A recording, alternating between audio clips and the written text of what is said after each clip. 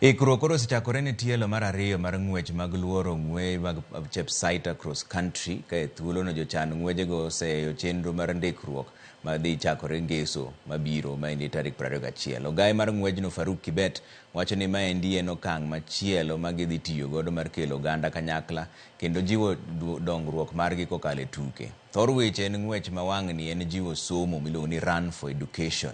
Ng'we ma Chepsaita cross country idhi pogi e kidienje 8 ka kwan ng'wech duto to gin dhi bedo 16. En piem ma ipuoyo kaka mano manigi rang'iny mamalo ni mar joloch 100 mokwongo biro yudo shillings 10,000 moro ka moro kaka sir mar somo kata school fees. Mano kopogore gi mich madongo ma bende chan miyo jong'wech.